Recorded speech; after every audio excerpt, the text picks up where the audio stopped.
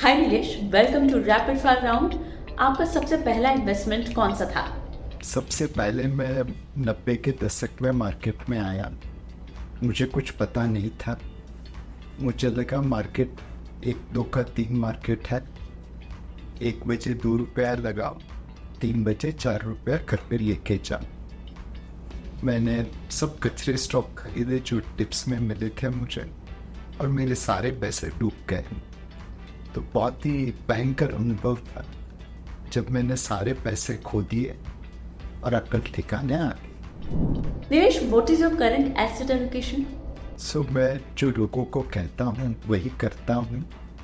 कुछ पैसे इक्विटीज में है, कुछ टैक्स फ्री बॉन्ड या ऐसे फिक्स्ड इनकम इंस्ट्रूमेंट में है, कुछ गोल्ड में है, कुछ रियल एस्टेट में है। सो इन चारों असेट क्लास में कुछ कुछ पैसे लगाए हुए हैं। आपके कौन से ऐसे फाइनेंशियल गोल्स थे जिनको पूरा करने में म्यूचुअल फंड्स ने आपकी हेल्प की? सो हमेशा एक गोल रहा है कि आपको आर्थिक स्वतंत्रता मिले, आपको आर्थिक आज़ादी मिले। मेरी तो दोनों बेटियां हैं, और कभी कोई बाप नहीं चाहता कि वो अपने बच्चों के ऊपर बोझ बन के पड़े। तो हमेशा एक ही ख्वाहिश रही कि मुझे आर्थिक स्वतंत्रता मिले, मैं अपने निवेश को उस तरह से करूं, मैं किसी का मोहताज ना बनूं। आपने कहा कि एसआईपी मीन्स सब इच्छा पूरी, इसे किस तरह से समझा जाए? सो ये लाइटर वेन कमेंट है कि एसआईपी के जरिए मैंने लोगों की इच्छाएं पूरी होती देखी है। एक मेरे मित्र हैं जिन्होंने अपने ड्राइवर के लिए एसआईपी चालू की। उन मित्र का तबादला हो गया दिल्ली से मुंबई, तो वो ड्राइवर ने नौकरी छोड़ दी, बट जो पैसे पड़े थे वो रहने ही दिए। एसआईपी बंद हो गई, बट जो पैसे पड़े थे वो पड़े रह गए। अभी कुछ समय पहले जब ड्राइवर अपनी बेटी की शादी का न्योता देने आया, तो उन्होंने कहा कि अगर वो जो पैसे म्यूचुअल फंड में पड़े अगर मुझे मिल जाए इस वक्त तो बहुत अच्छा रहेगा। तकरीबन 54 महीने की नौकरी के 2000 रुपये प्रति माह 1,08,000 रुपये निवेश हुआ, बट वो पैसे पड़े रहे तो 4-4.5 लाख रुपए बन गए। मोर इम्पोर्टेंटली 2 दिन के अंदर उसके खाते में जमा हो गए। वो अपनी बच्ची की शादी बड़ी धामधूम से कर पाया। तो हमने लाखों करोड़ों निवेशकों को अपने गोल एसआईपी के जरिए पूरे करते देखे हैं, और उस कंटेक्स्ट में मैं कहता हूं कि अगर आप सही तरीके से एसआईपी करें तो वो आपकी सब इच्छा की पूर्ति कर सकता है। क्या ये कहना सही होगा नीलेश कि कंपाउंडिंग एक मैजिक है जो कि इन्वेस्टमेंट के थ्रू क्रिएट की जा सकती है? अगर आप देखें कि बहुत उतार चढ़ाव देखें, उसके सामने जो प्लेयर कंसिस्टेंटली खेलता है वही सबसे ज्यादा रन बनाता है। If I remember correctly, Shahid Afridi का स्ट्राइक रेट बहुत ज्यादा है, बट वह कभी वो लंबी इनिंग नहीं खेल पाए, और इसीलिए उनके रन ज्यादा नहीं बने।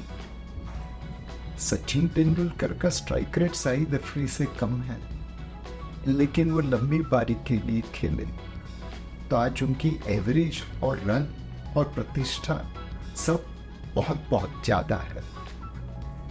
दीवार करके एक फिल्म आई थी जिसमें लिखा था, जिसमें एक डायलॉग था, ये लंबी रेस का घोड़ा है। तो म्यूचुअल फंड, एसआईपी ये लंबी रेस के घोड़े हैं। ये कंसिस्टेंटली दौड़ते रहते हैं, और इसीलिए आपकी वेल्थ की कंपाउंडिंग करते हैं।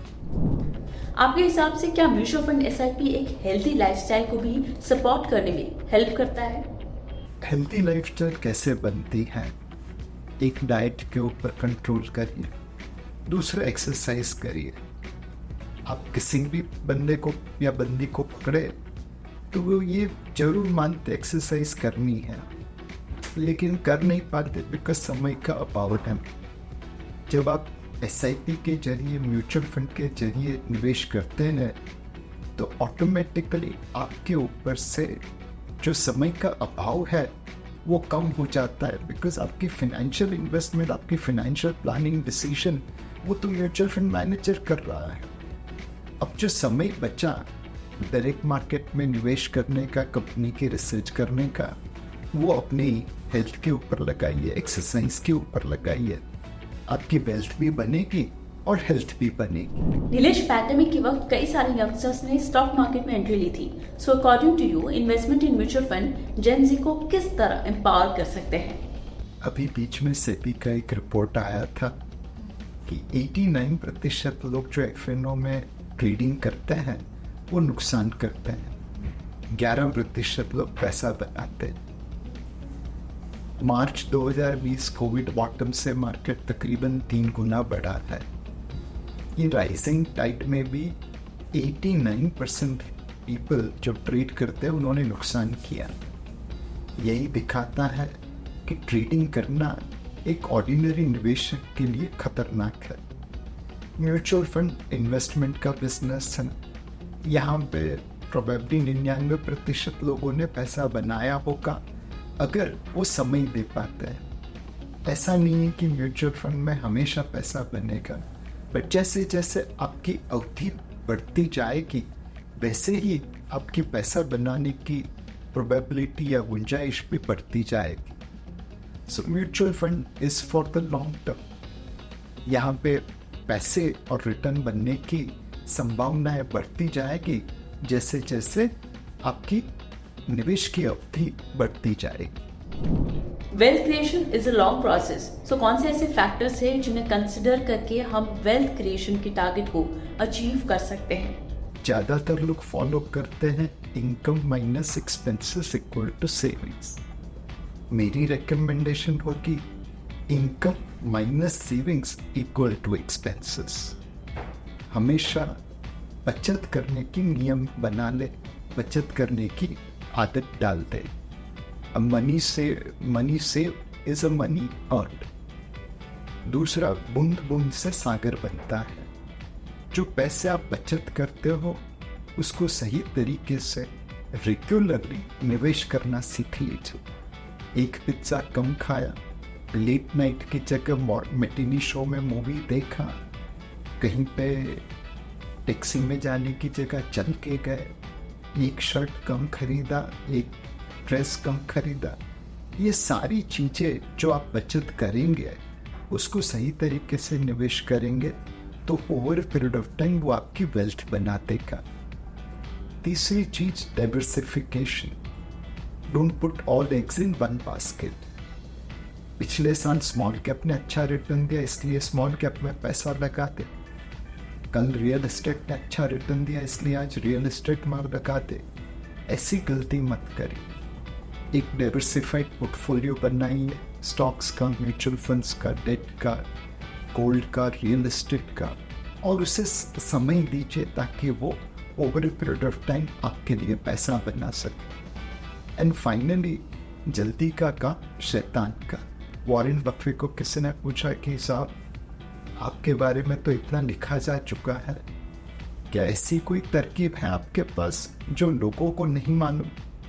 बिकॉज आपके जैसा दूसरा वॉरेन बफे पैदा नहीं हुआ। वॉरेन बफे ने उससे कहा कि मेरे पास, मैं जो करता हूँ वो सबको मालूम है, बट मेरे पास जो संयम है, धीरज है, वो लोगों के पास नहीं है, और इसलिए दूसरा वॉरेन बफे पैदा नहीं हो। तो लॉन्ग टर्म के लिए निवेश करिए।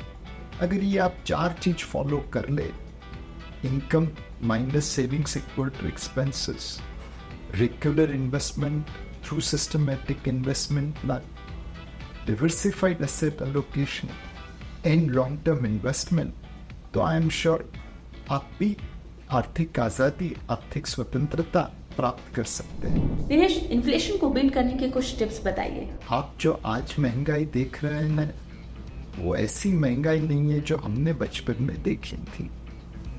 एक समय था हिंदी फिल्म में हीरोइन गाना गाती थी, महंगाई मार गई, और जो हिंदी फिल्म का विलन होता था वो काला बाजार करता था। इनफैक्ट काला बाजार नाम की मूवी भी बनी। उस समय महंगाई थी 10%, 20%, 30%, सब डबल डिजिट में। आज की तारीख में महंगाई है 4-4.5%। लोगों को अभी भी 10% लगती है बिकॉज लोग अपनी लाइफस्टाइल इम्प्रूव कर रहे हैं। पहले जो बंदा स्कूटर चलाता आज गाड़ी चलाता है, बोलता है पेट्रोल महंगा हो गया है। भैया पेट्रोल महंगा नहीं हुआ है, आपकी कंजम्पशन बढ़ चुकी। एनीवे इन्फ्लेशन एक रियलिटी है।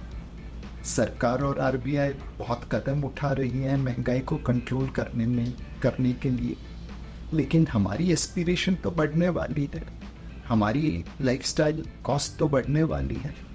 हम छोटे थे तो डब्बा थिएटर में मूवी देखते थे, उस मूवी में पूरी फैमिली जाके समोसा खा लेती थी, उसमें जितनी कीमत लगती थी वो आज एक पॉपकॉर्न में लग जाती है। तो महंगाई से ज़्यादा लाइफस्टाइल एस्पिरेशंस जो है वह महंगी रहने वाली है, और उसे आपको अगर संभालना है, उस रावण का दैत्य दहन करना है, तो आपको सही तरीके से निवेश करना पड़ेगा, अपने पोर्टफोलियो पे रियल रिटर्न जनरेट करना पड़ेगा। क्रिकेट के मैच में जब हाफ वॉली आती है तो जोर से बल्ला घुमा के चौका छक्का मारने की कोशिश करनी चाहिए। जब यॉर्कर आता है तो सिर्फ विकेट बचाने की कोशिश करनी चाहिए। हमारे यहाँ पे निवेशक यॉर्कर में छक्के मारने की कोशिश करते हैं, फिर विकेट गिर जाती है, और जब हाफ वॉली आती है तो स्टेडियम में दुबक के बैठे होते हैं। क्रिकेट की पिच है, खेलना पड़ेगा, विकेट बचाना पड़ेगा, और हाफ वॉली की राह दिखनी पड़ेगी। It is not time in the market. It is not timing the market which makes money for you. It is the time in the market which makes money for you. So inflation की चिंता छोड़िए, अपने portfolio पे ध्यान दीजिए, अपनी behaviour पे ध्यान दीजिए। मैच में जब यॉर्कर आए तो विकेट बचा लेना, और जब हाफ वॉली आए तो जोर से छक्का मार देना। Investments in securities market are subject to market risks. Read all the related documents carefully before investing.